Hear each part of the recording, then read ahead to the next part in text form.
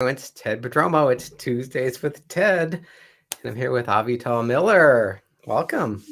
Hello, thank you so much. I'm so excited and honored to be here. We met a couple years ago, and I just kind of watch you on social media, and like you have the most wonderful life. You're just traveling and hiking and just having a great time. I know. Well, that's really part of the messaging that comes through with the work that I do. I think I learn more and more how important it is to really enjoy life. But I think also during the pandemic, because I'm a public speaker, so I couldn't speak on stage. And I just thought, all right, well, if I can't work, I'm going to have fun instead. And the mountains, they were open, so I went into the mountains. And then I see you at the beach sometimes, and I see you having a great time. I don't know how I make it all over, but But I that's do. not by accident. You've kind of built this business and your life around that. Yeah. And the truth is, I did grow up traveling regularly. My dad moved, I lived in Maryland. My dad moved to Canada in Toronto. So straight up a 10 to 12-hour drive. When I was about 3 years old, he came to visit every other weekend, and I stayed in a hotel. And then I traveled to Canada 2 or 3 times a year. And one of those times we would drive and make it a big road trip. So I already grew up traveling and just getting used to that feeling of that movement and being in different places and exploring different areas and seeing the impact of all of these different environments. Yeah. Nothing like a family 12-hour road trip. How many times, I mean, 3 kids, how many times did my dad have to pull over the car for the fighting kids?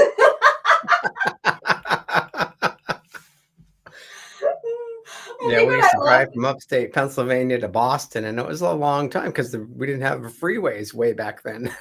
So, I know. But you know what I loved most about it was because I was the youngest of three, and normally the older ones get in trouble.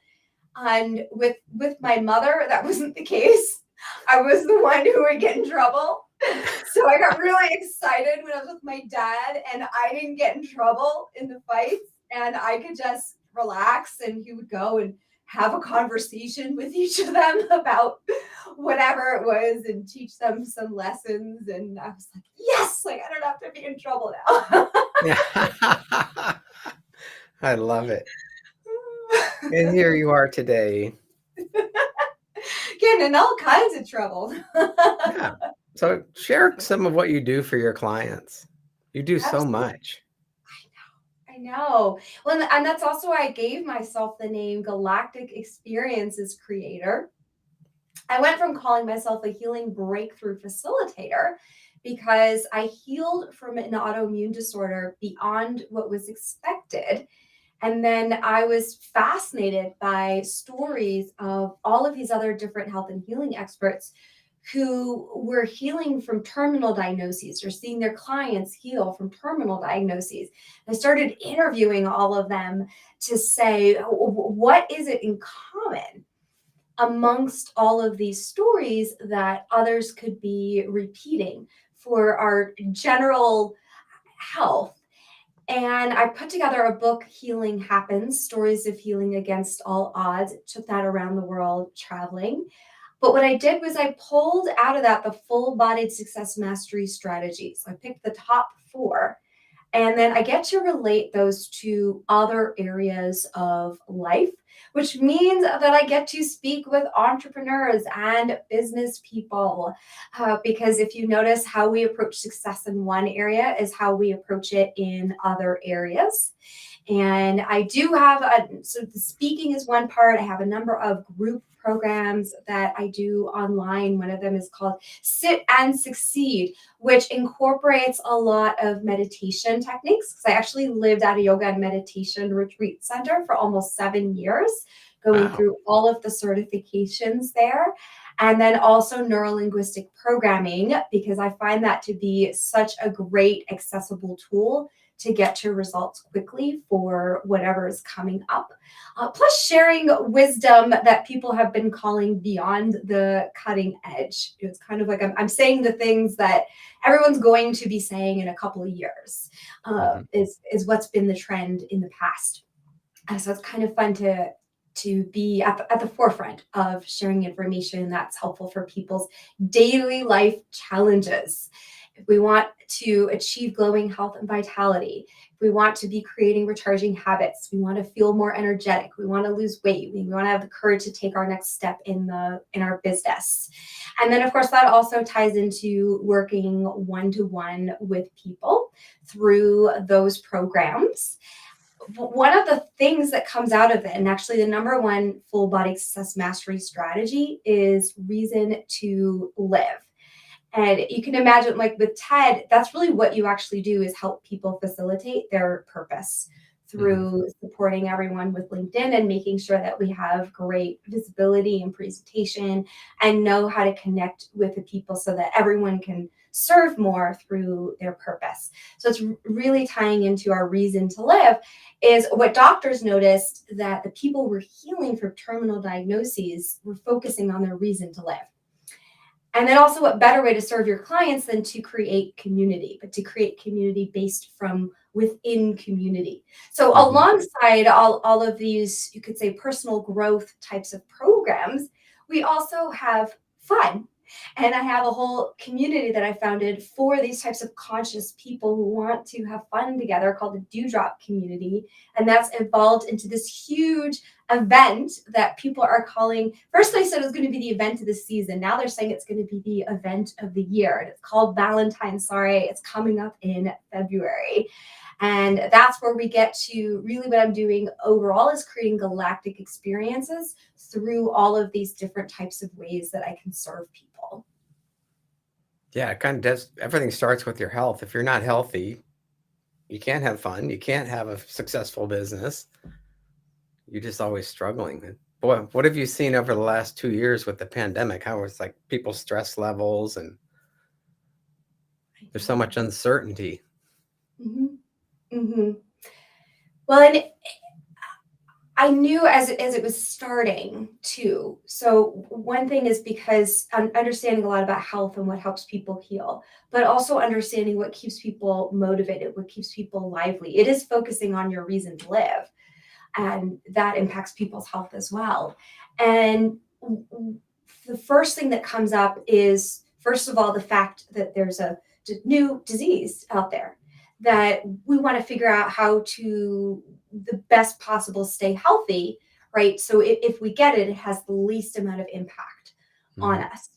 And then the next thing that we deal with is fear. Fear comes up for people around the fact that there's this disease, and is it okay to be relating to people? And I've had clients who, even just having to wear a mask all day at work, would give them anxiety attacks. Yeah. So there's that fear piece, and then there's the whole other piece for people whose lives were cut off, whether it's because they couldn't go work their job, or because they're really extroverted people and they're not getting that extroverted time in the same way as Yeah. you would if you were in person. And this was really important also for that reason to live element, to say, what else could you do? What else could you create right now? How could you shift what you do? I was very lucky that when the pandemic started and I couldn't be leading in-person group programs and I couldn't be on stage speaking, that I had people approaching me to do one-to-ones with them, and I could do that on Zoom. So Mhm. actually my work transition was pretty seamless because that happened naturally. I mean, granted, I missed being able to be with people in person and being on stage, but I was still able to serve during that time. And then the other aspect, though, is it's we depression comes in when Yeah. we're really not able to do what we feel inspired to do.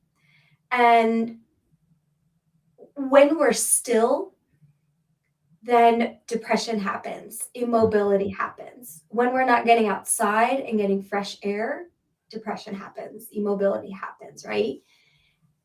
And I talked about work and how we could be creative around that, but there's our social life and looking at, well, if you need in person time, what a lot of people figured out they could do was go hiking, stay 6 feet apart, and wear a mask. And for a lot of people, that felt comfortable enough where they could get their social interactions in a safe way. Mm-hmm. So we just got creative during that time. But we also look at what came out of it. And I really noticed a lot of the people thriving were the ones who noticed what were the gifts that came out of this time. My family has always lived all over the world. And we've only gotten together when we either make a one-to-one phone call or when we actually get together in person for some big family event every few years. Mm-hmm. During the pandemic, because it started to become a trend, we started to do more Zoom family gatherings. Mm-hmm. So we actually got to spend more time with our family members than we would normally. And some of our holiday traditions and rituals that we don't normally get to do with each other, we got to do with each other because we did it through Zoom. It's great. Adapting. It's like I travel too to speak. I do 2 or 3 speaking engagements a month. That all just stopped, but a lot of them went virtual. So instead of having 100 people in the room, sometimes there was 300 people virtually. So I was doing more events and to more people. So it just adapted and it worked out really well. Yeah, exactly. Tony Robbins, he was so excited because he just had his first live event again, and I went to it, and he said, "But you know what? I'm not going to stop doing the virtual ones because I can reach more people. Yeah. More people are coming." Yeah. Yeah. So I know like energy is a big thing with you too. Like at Gary's events, you come up and you get the whole crowd energized. Like, how did you discover that? Like you need to start moving your energy and you'll feel better. Yeah. I was nicknamed the Energizer Bunny. That doesn't surprise me at all. I know. I think there's definitely people who are more hyper than me, but I think because of also having a good amount of focus, I accomplish a lot, and that's part of where people are calling me an Energizer Bunny because they're saying, "How is she doing so much? She's an Energizer Bunny." But growing up, I didn't take naps, and then I majored in engineering and dance. I actually graduated with like 7 years worth of credits. So they didn't know this. First of all, I took the maximum number of credits, but second of all, there's a certain point where once I did all the dance classes, you could take a dance class for 1 credit and you could take as many dance classes as you wanted in that 1 credit and you would just get a pass or fail grade. So I maxed out on the classes that I was taking on top of coming in with over a year's worth of credits from exams. And then I'm majoring in engineering and dance. And then I'm working as a program manager at Microsoft. It's a great company, but I decided it's not for me. How many of us know what we want to do at age 20? And I became a yoga and fitness instructor, teacher trainer, fitness director. I'm teaching 25 to 30 classes all over town. So I'm still carrying this Energizer Bunny name. Wow. And then I went on a trip to Israel. That's where my sister's been living, and she was having her wedding. So one of our family gatherings in Israel. And I'm all of a sudden napping on the couch the whole time. I was so embarrassed. And Ted, maybe you could think of a time where you felt embarrassed about something you couldn't control. Yeah. Yes. And I just was so glad my family didn't make fun of me because it also felt like losing my identity of being the Energizer Bunny, of not needing naps, of always being energetic. Yeah. So really from there, though there was a message in me that said, I know I have a future. I know I can see that I'm going to be helping a lot of people. So well, I know there's going to be a way forward through this because I continue to be sick for a while and the doctors are running all these tests. They're having trouble figuring it out. I'm feeling worse. So I'm Hmm. starting to wonder, am I going to die? Right. So there's that reason to live. I'm like, I know I'm going to be helping people. Right. I didn't know exactly in what ways necessarily. Right. Back then it was very focused on physical fitness in various forms. But I Yeah. would implant messages in my yoga classes, which was a lot of fun. Hmm. But so there I am. I just saw the way forward. And also, I was told that this is it for life. You know, I'm living with this. That's it. And so I just thought, okay, well, if this is like an arranged marriage, how do I best live with this? Yeah. But really, what made me energetic before, and what is bringing on the fatigue right now? And how could I position myself in the best way to support other people, to carry Hmm. forward the vision of just being a light to other people? And it's not going to happen from my bed. Yeah. I'm sure it can be done, but I was like, it's not going to happen from my bed. And of course, at that time, the World Wide Web was not as big as it is today. So I just start reading online, reading books, going to different medical practitioners, experimenting with changing everything in my environment. But it was really interesting. And this is where, because we're talking about how health impacts you on all levels, and all of your levels of life impact your health. Some of the books were saying, well, somebody who normally has Hashimoto's or hypothyroidism has challenges with communication. And you have to take a deeper look at that because I'm going, well, I'm teaching 25 to 30 classes a week. I have 100 staff people underneath me. I'm teaching I'm communicating. Oh, in my closer relationships, in my more intimate ones, I'm not Hmm. really expressing what I want and how I feel. And that's been a wonderful journey and a very freeing thing. And who knows if that truly impacts my health or not. Yeah. Um, but it makes me feel better as a person. And that's why I like to look at things holistically because what good is good health, anyways, Yeah. if you're not happy? It's true. I like the way you just adapt. You come across something and you just figure, okay, this is how I can do it. I've done I that with know. vertigo because I've got vertigo and I had to adapt my life. I can't do a lot of things I used to do. Hmm. Hmm. Can't ride a And then, bike, can't do yoga, can't do certain things. yeah, yeah. But here's what happened was that I started to get better. They were joking. It's kind of like I went from medication to meditation. And I got the energy back, and I'm climbing 14,000-foot mountains, and I'm traveling around the world speaking, and I'm dancing up a storm, right? Because I'm also a dancer. So again, people are approaching me because now I'm at personal development programs where people want to know, how do I live in the best way? And they see something that looks great in someone else. Like, how do I do that? So Yeah. one of the three questions that people regularly asked me was, how are you so energetic?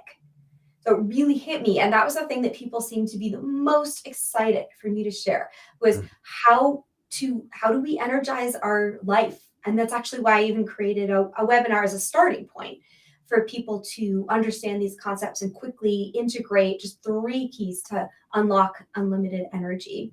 Mhm. And that's actually unlock unlimited energy. And so anyone watching this, you're welcome to be my guest and come to that webinar. You just go to unlock unlimited energy to sign up for the next one. It's cool. So it's a little switch. You just flip the switch and it unlocks everything. No, I You don't watched you at sign up. Gary's event energize the whole room, and you actually do it. Mhm. Yeah, yeah, and we can do it right now. Just take a double inhale, tense all the muscles in your body. Scrunch your face, make a funny face. Double exhale, release everything. Do that one more time. Double inhale, tense. Exhale, release. Feel a little different than a moment ago? Yeah. Didn't take It's really long. cool when you do that in front of 100 or 150 people, and they all like, the whole room just kinda like you can feel the energy shift. Yep. Yeah. Everyone stays focused. They're more excited. They're more engaged. You retain information better. And you were asking also about procrastination. This is actually one of the most important ways to overcome procrastination is simply raise your energy Hmm. because you're going to automatically feel more motivated.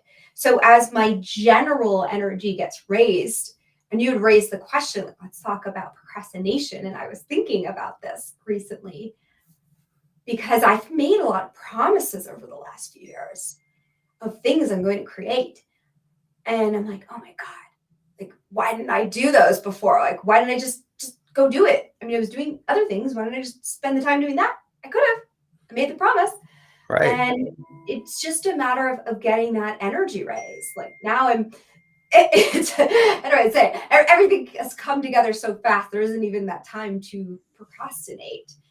But I'm making it all happen. And I decided because we make all these excuses like, oh, it's too busy, another time later, I got this other priority, whatever. And so finally, I'm just doing it, even though this is also the busiest time of my life.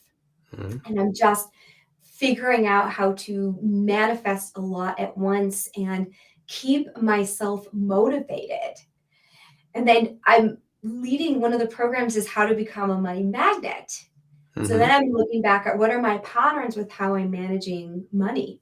And there was a period of time where I really wasn't paying that much attention to tying down all the details, right? Because I've done cash flow analysis where you truly know how much you're making and spending each month. And then you truly know what your goals are and everything is mapped out clearly. And I was doing it for a while and it's, oh, there's actually a reason behind that because I wasn't having enough belief in myself that I was capable of manifesting and magnetizing a lot of money. So I just got avoidant. So I didn't have to reface that feeling of failure. So the Hmm. second tip for overcoming procrastination is just tuning into for what reason are we procrastinating? Right? That's one reason. Yeah. Did you feel there's this gal, she's always procrastinating on taking action. I've offered her these gifts, and it's she doesn't feel worthy of it, Yeah. right? So that's not. Do you feel worthy of it? Do you just not feel like you have the skills and the ability to do it? So then let's just get you the skills to Right. do it. Or try it and fail and then learn how to do it. Yep, yep, yep, yeah, yeah.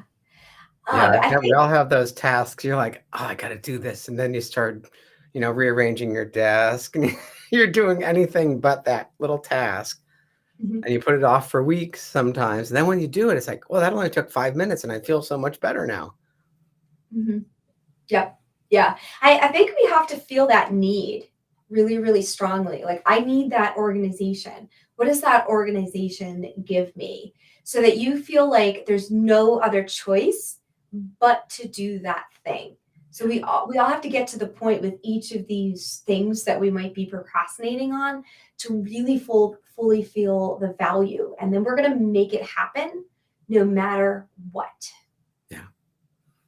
She always has to have a Mhm. deadline, right? If you start things 2 weeks in advance, like, "Oh, I'll just wait till the last minute." And I then have the what's stress builds up, and you're like, "Ah." I know. I have what's called planned procrastination. I just leave the day before empty. So I can procrastinate, but I left enough time Yeah, to be a procrastinator. So you just figure out how to work with yourself. Some people actually work better under pressure, and procrastinating is not necessarily a bad thing. So you don't right. necessarily need to overcome it. But I like also tuning into the energy of something closer to the date. It's a little more clear who's going to show up at an event. And then I can often pre-predict a lot of what to share in the event, and there's Mhm. not as much change that needs to happen in the moment. Yeah, Yeah. that's great. Any other Mhm. procrastination tips for us? Let's see. I came in with three top ones. So It's kind let's of the see. roadblocks too, right? They become roadblocks. Yeah, yeah. There is a fun game. So I talked also about how do you work with yourself. It's how do you trick your mind into doing something.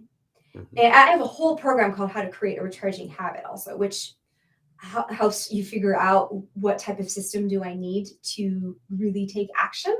Mhm. But sometimes you turn something around. So something I really don't want to do, you say, okay, I'm going to start my day by doing the things that I'm least willing to do. But it's like a game. Like, let's play the game of doing what I least want to do. Let's see what I can figure out that I least want to do, and do that now. Get it out of that way. And a lot of times people hear of eat the frog first, right? That's Yeah. another thing that people have heard of. And it's do the more important thing, the bigger thing first. And it's also doing the thing first that you least want to do. Yeah. You Yeah. get into our like routines and you just kind of on autopilot, but then when it shifts, it's like, oh, like my computer, I told you it crashed last week. I had to reinstall everything. Now Mhm. the icons are all in different places. So I'm thinking, trying to find my email icon, I have to look for it now. So everything is shifted and it's like, okay, this is good because I was in such a rut before. Mhm. It's like a Mhm. whole new computer. Yeah. Well, and they say there's this thing about how do we change ourselves. So it is, let's say you put your email icon on one side, you put it on the other side. You put your trash can under one side of the sink, you put it on the other side.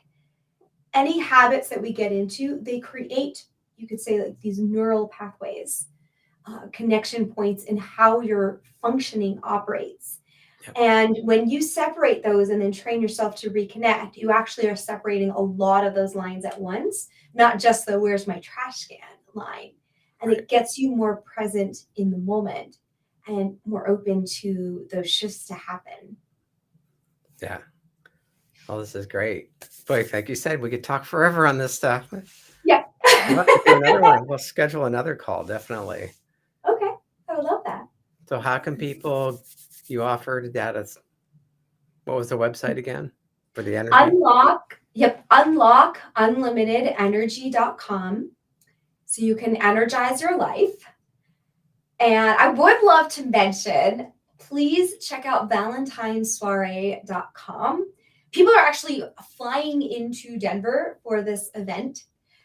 And it is a charity event for No Kid Hungry because 1 out of every 6 kids in America is at risk of hunger. But we also have all these messages implanted in to have fun, to help grow ourselves, to grow the local economy. And we have a fashion show where sponsors are getting to walk the runway. We have entertainment, we have a date auction, we have games, and it's going to be live streamed. So those of you who can't come in person, you can also see the live stream. And we'll probably put the live stream straight up on the valentinesoiree.com website.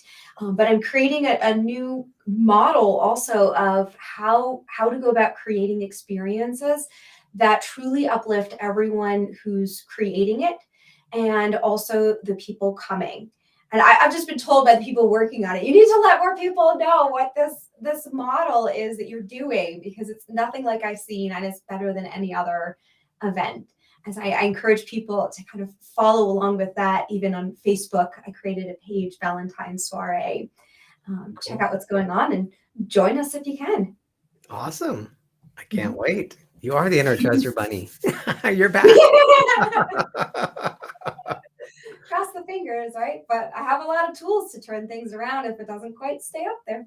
Cool. Well, thank you so much for your time. Yeah, And thank we will you. talk soon. Fabulous.